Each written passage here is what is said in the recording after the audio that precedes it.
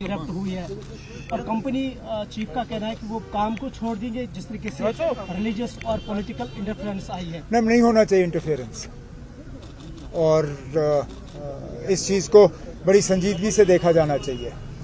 मैंने इसलिए कहा था कि ये इंस्टीट्यूशंस जो इलेक्टेड गवर्नमेंट के पास पहले थीं हमें वापस दिए जाने चाहिए। जे&के पावर डेवलपमेंट कॉरपोरेशन में पावर मिनिस्टर हूँ, लेकिन पावर डेवलपमेंट कॉरपोरेशन अभी तक इलेक्टेड गवर्नमेंट को वापस दिया नहीं गया है। और आप भी जानते हो, मैं भी जानता हूं, अगर ये इल्जाम मेरे किसी मिनिस्टर के खिलाफ लगा होता अभी तक एसीबी वालों ने छापा लगाया होता। ये प्रोजेक्ट्स न सिर्फ जम्मू कश्मीर के लिए हैं, ये पूरे मुल्क के लिए हैं। These are projects of national importance. इसमें कहीं पे भी दखल की इजाजत नहीं होनी चाहिए। और फिलहाल मैं जानता हूं ये एक ऑनरेबल एमएलए के बारे में बात की गई है, लेकिन किश्तवाड़ में हर प्रोजेक्ट में जो 2 ऑनरेबल एमएलएज ऑपोजिशन के हैं कहीं ना कहीं वो दखल दे रहे हैं, और इसमें जो हमारे एजेंसीज हैं उनको अपना काम करना चाहिए। ऑस्ट्रेलिया टेरर अटैक को कैसे देखते हैं? ऑस्ट्रेलिया टेरर अटैक बड़े अफसोस की बात है। अब वो कहां से थे, कौन थे, मैं उसमें नहीं जाऊंगा। बेगुनाह लोग मारे गए। और मैंने हमेशा ये कहा है, जब ये हमारे यहाँ हुआ है, कहीं और हुआ है, कोई भी मजहब आपको इस बात की इजाजत नहीं देती तो आप इस तरह बेरहमी से किसी बेगुनाह का कत्ल करो।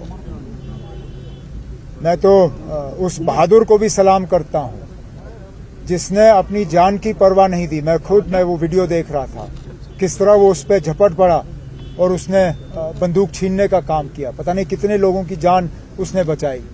लेकिन ये बड़े अफसोस की बात है, होना नहीं चाहिए। सर, जहाँ तक टूरिज्म को लेकर हम बात करें सर, रिवाइव करने की काफी कोशिश की जा रही है, but other side of the story still capping नहीं हो रही है एयरलाइंस की टिकट्स को लेकर, जबकि हमने देखा कैंसिलेशन भी है पार्ट ऑफ इट। बट अभी न्यू ईयर है, क्रिसमस है, हमने देखा सर रिवाइवल के लिए हमें काफी हद तक अल्लाह ताला ऊपर वाले की मदद की जरूरत है। जब तक गुलमर्ग, पहलगाम, सोनमर्ग वगैरह में हमें ठीक ठाक बर्फ नहीं मिलती, एक अच्छा खासा तबका टूरिस्टों का जो है वो यहां नहीं आएंगे। बाकी हम अपने तरफ से तमाम कोशिशें कर रहे हैं, चाहे वो इंफ्रास्ट्रक्चर के हवाले से हो, चाहे वो प्रमोशन के हवाले से हो। अभी कुछ ही दिनों में adventure tour operators association of India के हवाले से उनका एनुअल कन्वेंशन जो है यहाँ श्रीनगर में होगा। इसी तरह टूरिज्म प्रमोशन के हवाले से कई सारे कदम जो है उठाए जा रहे हैं। कोशिश की जाएगी कि टूरिज्म जो है उसको दोबारा हम रिवाइव करें। जहां तक आपने टिकट के कैपिंग की बात की, वो तो पूरे मुल्क में फेल हुआ। इंडिगो के ग्राउंडिंग के बाद गवर्नमेंट ऑफ इंडिया ने वाज़िया हिदायत दी थी कि टिकटों की कीमत जो है वो कंट्रोल की जानी चाहिए। नहीं हुआ, एयरलाइन ने माने नहीं। अब चलिए, उसमें हम भी इसके शिकार हो जाते हैं, लेकिन इसका इलाज हमारे हाथ में है नहीं। एनआईए चार्जशीट कर रहा है पेश, पहलगाम अटैक पे आज एनआईए चार्जशीट पेश कर रहा है सर। इसमें क्या कहना है ना, तहकीकात की है, चार्जशीट हो रहा है, फैसला अदालत में होगा। मैंने हमेशा ये कहा ना कि फैसला आप अदालत पे छोड़िए, ये मेरा काम या किसी और का काम नहीं है। जब मुलाजमों को नौकरियों से निकाला जाता है, मैंने हमेशा कहा इसको अदालत पे छोड़ दीजिए। कौन गुनहगार है, कौन बेगुनाह है, इसके लिए कानून है, इसके लिए अदालत है। अदालत फैसला करेगी। एनआईए का काम था इन्वेस्टिगेट करना, इन्वेस्टिगेशन हो चुका, अब चार्जशीट पेश होगा, अब केस लड़ा जाएगा अदालत। उमर साहब, ये जो चाडोरा के एमएलए का मामला एसडीएम के साथ पेश आया है ब्रिक क्लेम को लेकर, how do you see this, और आप क्या कहेंगे क्योंकि इस तरह की इलेक्टेड गवर्नमेंट है और इस तरह के मामला पेश आ रहे हैं? अब ये एक लोकल इशू है एमएलए साहब के साथ और लोकल इंतजामिया के साथ। जो भी इसका हम हल निकाल सकेंगे निकाल लेंगे, लेकिन इंतजामिया को भी इस चीज का ख्याल रखना होगा कि इलेक्टेड रिप्रेजेंटेटिव आसमान से टपक के नहीं आता सर। लोग उसको जितवा के भेजते हैं, और उनके साथ तरीके से पेश आना ये कोई मजबूरी नहीं है। ये हर अफसर की, जहां तक मैं चीफ मिनिस्टर हूं, लेकिन मेरी जिम्मेदारी है कि मैं इलेक्टेड रिप्रेजेंटेटिव्स के साथ जो है तमीज से पेश आऊं। अब मेरी कोई मजबूरी नहीं थी कि मैं श्रीनगर डिस्ट्रिक्ट का रिव्यू कर लूं, लेकिन इलेक्टेड रिप्रेजेंटेटिव्स हैं, लोगों ने इनको चुन के भेजा है। हमारी जिम्मेदारी है कि इनसे हम मशवरा करें और इनके राय के मुताबिक जो है अपना काम करें। सर, कल कांग्रेस पार्टी की रामलीला मैदान में रैली थी, फिर एक बार वोट चोरी मुद्दे पर जो है वो उन्होंने अपना कैंपेन इंटेंसिफाई किया है। As partner of India alliance, how do ये इंडिया अलायंस को इससे कोई लेना देना नहीं है। हर पॉलिटिकल पार्टी को खुली छूट है कि वो अपने हिसाब से अपने पॉलिटिकल एजेंडा को सेट करें। अब कांग्रेस ने एसआईआर या वोट चोरी को जो है अपना एक मेन पॉलिटिकल इशू बनाया है। ठीक है, हम कौन होते हैं उनसे कहने वाले कि वो ना करें। हम अपने इश्यूज चूज करेंगे, वो अपने चूज करें। ठीक है। आखिरी सवाल है, जो गवर्नमेंट ऑफ इंडिया ने डिनाई किया है कि जो न्यू इंडस्ट्रियल पॉलिसी 2021 है, उसमें जो प्रपोजल दिया गया था कि उसको एक्सटेंड किया जाए। एक्सटेंड की बात नहीं थी, उसमें जो रकम रखा गया था वो रकम खत्म हुआ है। अब हम गवर्नमेंट ऑफ इंडिया, खासकर मिनिस्ट्री ऑफ फाइनेंस से कोशिश कर रहे हैं कि इस रकम को बढ़ा दिया जाए। अभी तक हम उनको कन्विंस करने में कामयाब नहीं रहे, लेकिन कोशिश हमारी जारी है। हुई है और कंपनी चीफ का कहना है कि वो काम को छोड़ देंगे जिस तरीके से रिलीजियस और पॉलिटिकल इंटरफेरेंस आई है। नहीं होना चाहिए इंटरफेरेंस, और इस चीज को बड़ी संजीदगी से देखा जाना चाहिए। मैंने इसलिए कहा था कि ये इंस्टीट्यूशंस जो इलेक्टेड गवर्नमेंट के पास पहले थीं, हमें वापस दिए जाने चाहिए। जे&के पावर डेवलपमेंट कॉरपोरेशन में पावर मिनिस्टर हूं, लेकिन पावर डेवलपमेंट कॉरपोरेशन अभी तक इलेक्टेड गवर्नमेंट को वापस दिया नहीं गया है। और आप भी जानते हो, मैं भी जानता हूं, अगर ये इल्जाम मेरे किसी मिनिस्टर के खिलाफ लगा होता, अभी तक एसीबी वालों ने छापा लगाया होता। ये प्रोजेक्ट्स न सिर्फ जम्मू कश्मीर के लिए हैं, ये पूरे मुल्क के लिए हैं। These are projects of national importance. इसमें कहीं पे भी दखल की इजाजत नहीं होनी चाहिए। और फिलहाल मैं जानता हूं ये एक ऑनरेबल एमएलए के बारे में बात की गई है, लेकिन किश्तवाड़ में हर प्रोजेक्ट में जो 2 ऑनरेबल एमएलए ऑपोजिशन के हैं, कहीं ना कहीं वो दखल दे रहे हैं। और इसमें जो हमारे एजेंसीज हैं उनको अपना काम करना चाहिए। ऑस्ट्रेलिया टेरर अटैक को कैसे देखते हैं? ऑस्ट्रेलिया टेरर अटैक बड़े अफसोस की बात है। वो कहां से थे, कौन थे, मैं उसमें नहीं जाऊंगा। बेगुनाह लोग मारे गए। और मैंने हमेशा ये कहा है, जब ये हमारे यहाँ हुआ है, कहीं और हुआ है, कोई भी मजहब आपको इस बात की इजाजत नहीं देती तो आप इस तरह बेरहमी से किसी बेगुनाह का कत्ल करो।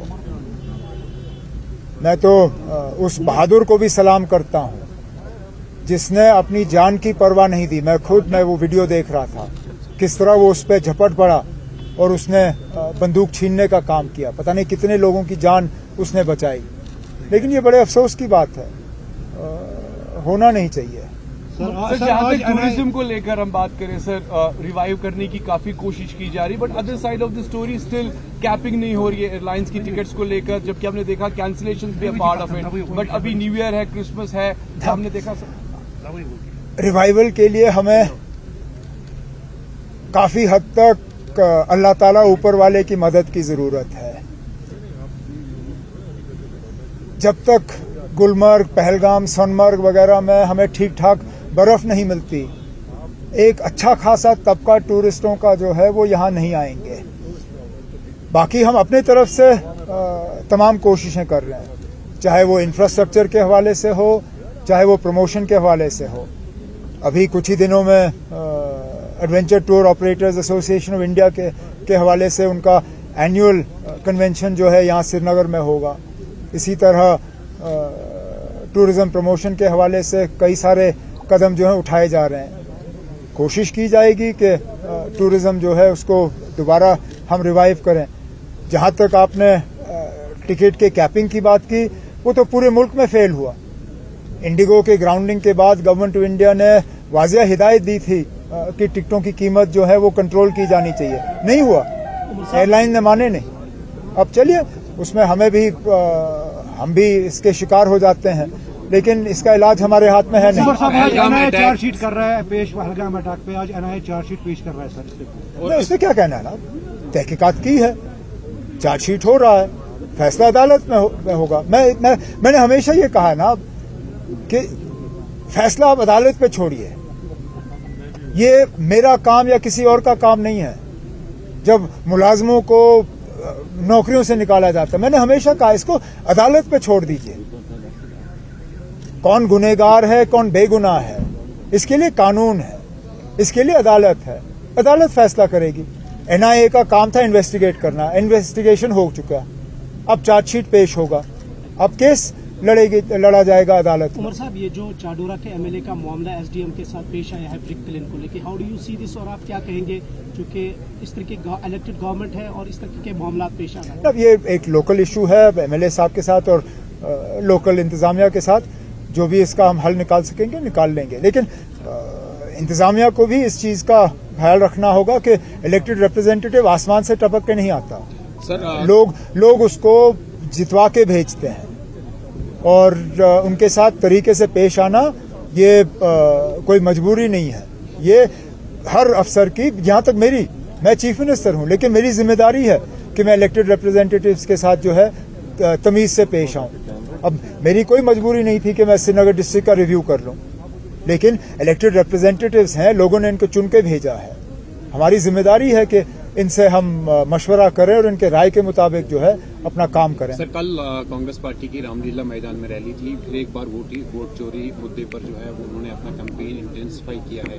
As partner of India alliance, how do ये इंडिया अलायंस को इससे कोई लेना देना नहीं है। हर पॉलिटिकल पार्टी को खुली छूट है कि वो अपने हिसाब से अपने पॉलिटिकल एजेंडा को सेट करें। अब कांग्रेस ने एसआईआर या वोट चोरी को जो है अपना एक मेन पॉलिटिकल इशू बनाया है। ठीक है, हम कौन होते हैं उनसे कहने वाले कि वो ना करें। हम अपने इश्यूज चूज करेंगे, वो अपने चूज करें। ठीक है। आखिरी सवाल है, जो गवर्नमेंट ऑफ इंडिया ने डिनाई किया है कि जो न्यू इंडस्ट्रियल पॉलिसी 2021 है, उसमें जो प्रपोजल दिया गया था कि उसको एक्सटेंड किया जाए। एक्सटेंड की बात नहीं थी, उसमें जो रकम रखा गया था वो रकम खत्म हुआ है। अब हम गवर्नमेंट ऑफ इंडिया और खासकर मिनिस्ट्री ऑफ फाइनेंस से कोशिश कर रहे हैं कि इस रकम को बढ़ा दिया जाए। अभी तक हम उनको कन्विंस करने में कामयाब नहीं रहे, लेकिन कोशिश हमारी जारी है।